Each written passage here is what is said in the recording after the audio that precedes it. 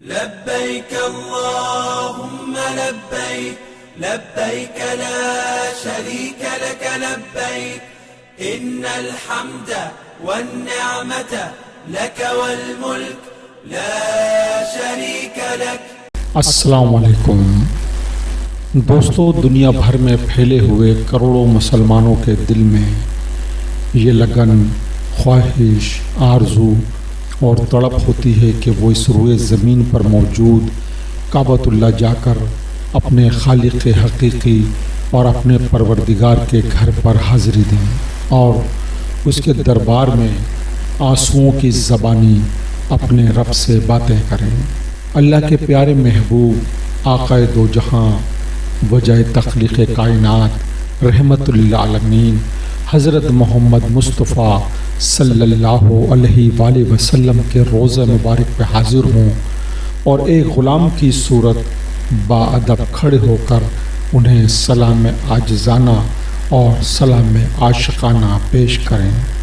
انہی کروڑوں مسلمانوں کی طرح میرے دل میں بھی یہی لگن اور آرزو تھی کہ میں خواہ ایک بار ہی سہی مگر آقائے دو جہاں حضرت محمد مصطفیٰ صلی اللہ علیہ وآلہ وسلم کے دربار میں ایک غلام کی صورت حاضری دوں. حضور ایسا کوئی انتظام ہو جائے، سلام کے لیے حاضر غلام ہو جائے. دنیا میں لاکھوں صاحب حیثیت افراد موجود ہیں، مگر وسائل موجود ہونے کے باوجود بعض افراد حرمین شریفین کی حاضری سے محروم رہتے ہیں اور آخرکار اس دنیا فانی سے کوچ کر جاتے ہیں، یا یوں کہیے کہ ان کی حاضری کے لیے رب کا حکم نہیں ہوتا. بے شک رب کریم اپنے محبوب بندوں کو ہی اپنے دربار پر بلاتا ہے. جسے چاہا در پہ بلا لیا، جسے چاہا اپنا بنا لیا. یہ بڑے کرم کے ہیں فیصلے،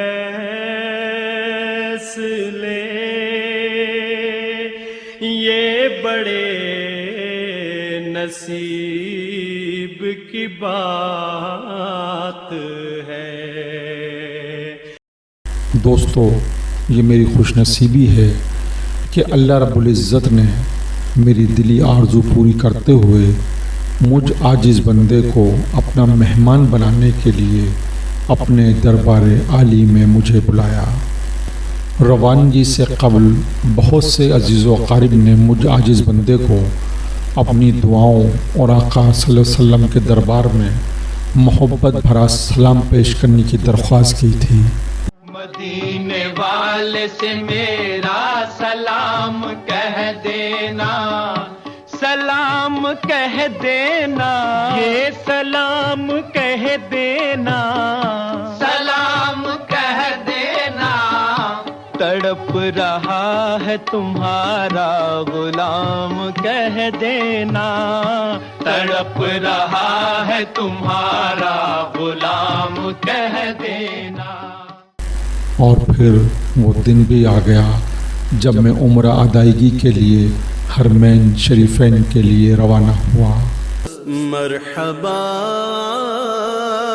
آج چلیں گے شہ ابرار کے پاس، انشاءاللہ پہنچ جائیں گے سرکار کے پاس. جہاز میں ایک خوشگوار روح پرور سما تھا۔ میری طرح دیگر مسافروں کی اکثریت سفید احرام میں ملبوس تھی، چہروں پر نور اور لبوں پر لبیک اللہم لبیک کا ورد جاری تھا۔ لبیک اللہم لبیک لبیک لا شریک لک لبیک ان الحمد والنعمت لک والملک لا شریک لک۔ جیسے جیسے سفر آگے بڑھ رہا تھا ویسے ویسے میری خوشی میں اضافہ ہو رہا تھا۔ 4 گھنٹے کے فضائی سفر کے بعد میں جدہ ایئرپورٹ پر اترا اور ہوٹل کی جانب روانہ ہوا۔ جدہ ایئرپورٹ سے مکہ مکرمہ کا زمینی سفر 2 گھنٹے سے زائد تھا۔ مکہ مکرمہ میں ہوٹل سے دوبارہ وضو کر کے احرام کو درست کیا اور تلبی پڑھتے ہوئے کعبۃ اللہ شریف کی جانب قدموں کو بڑھا دیا۔ 10 منٹ کی پیدل مسافت کے بعد جب میں حرمین شریفین میں داخل ہوا تو دل کی کیا کیفیت تھی یہ میرے رب کے سوا کوئی دوسرا نہیں جانتا۔ بدن میں ایک لرزش اور آنکھوں میں اشکوں کی بارش تھی۔ میں نظروں کو جھکائے ہوئے مطاف میں داخل ہوا۔ کیا روح پرور سما تھا، سبحان اللہ سبحان اللہ۔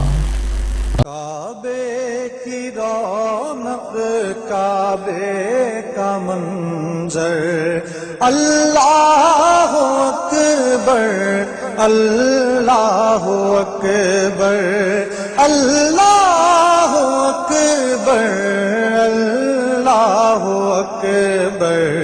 دیکھوں تو دیکھے جاؤں برابر، اللہ اکبر اللہ اکبر۔ دوستو، وہ کعبۃ اللہ جس کا میں ہر نماز میں تصور کر کے نماز کی نیت کیا کرتا تھا کہ منہ میرا کعبہ شریف کی طرف اللہ اکبر، آج وہی کعبۃ اللہ میری نظروں کے سامنے تھا۔ وہاں کیا مانگتا کچھ ہوش نہ تھا، بس اشکوں کی لڑی تھی جو آنکھوں سے رواں تھی۔ کعبے پہ پڑی جب پہلی نظر، کیا چیز ہے دنیا بھول گیا، یوں ہوش و خرد مفلوج ہوئے، دل ذوق تماشا بھول گیا۔ کچھ دیر بعد جب اشکوں کی برسات میں کمی واقع ہوئی تو ندامت کے ساتھ اپنے رب کے حضور توبہ استغفار کیا اور تمام دوست احباب سمیت ملت اسلامیہ کے پائیدار امن و اتحاد، بالخصوص وطن عزیز پاکستان کی سالمیت، ترقی اور استحکام کے لیے رب کے حضور گڑ گڑا کر دعائیں کی۔ الہی تیری چوکھٹ پر بھکاری بن کے آیا ہوں، ہر خطا پہ شرمسار ہوں میں، اے خدایا گنہگار ہوں میں۔ ناظرین محترم، کعبۃ اللہ وہ مقدس مقام ہے جہاں رب کریم سے بے تحاشا مانگنا چاہیے، خواہ کوئی آپ سے بدگماں ہے، ناراض ہے، آپ کا مخالف ہے یا آپ سے نفرت کرتا ہے، مگر رب کے حضور اس کی بھلائی اور اس کی بہتری کے لیے دعا کرنا عین عبادت اور باعث نجات ہے۔ مطاف میں دعاؤں سے فراغت کے بعد عمرہ کے تمام ارکان خضوع و خشوع کے ساتھ ترتیب سے ادا کیے۔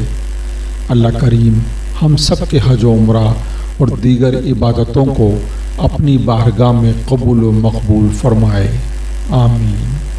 کہتے ہیں کہ مکہ مکرمہ مسجد الحرام میں 2 رکعت نماز نفل ادا کرنے کا ثواب 1,00,000 نماز، اور مدینہ منورہ میں مسجد نبوی صلی اللہ علیہ وآلہ وسلم میں 2 رکعت نماز نفل ادا کرنے کا ثواب 50,000 نمازوں کے برابر ہے، جبکہ اسلام کی پہلی مسجد مسجد قباء میں 2 رکعت نماز نفل ادا کرنے کا ثواب ایک مقبول عمرے کے برابر ہے۔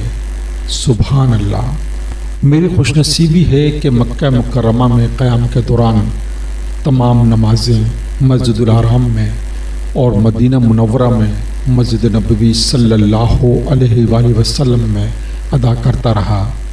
اس باسعادت موقع پر تمام دوست احباب کے چہروں کو باری باری اپنے تصور میں لا کر ان کے لیے دعائیں دہراتا رہا، جبکہ خود سمیت سب کے لیے اجتماعی دعا کی کہ اے ہمارے رب، ہمیں دنیا میں نیکی دے اور آخرت میں بھی بھلائی عطا فرما اور ہمیں جہنم کی آگ سے محفوظ فرما، آمین یا رب العالمین۔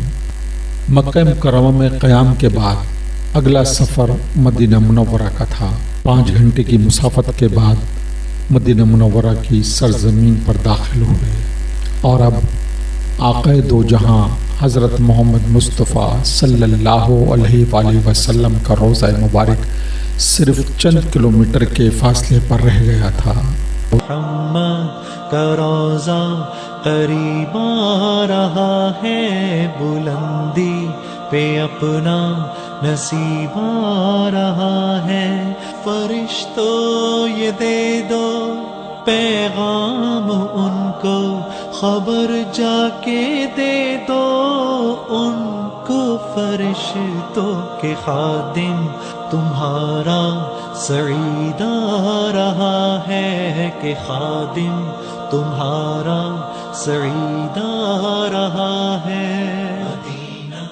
مدینے پہنچ کر پہلے اپنا سفری سامان ہوٹل میں رکھا اور وہاں سے دوبارہ وضو کر کے سرکار کے دربار کی جانب روانہ ہوا۔ ہوٹل سے مسجد نبوی صلی اللہ علیہ وآلہ وسلم کا پیدل فاصلہ صرف 5 منٹ کا تھا۔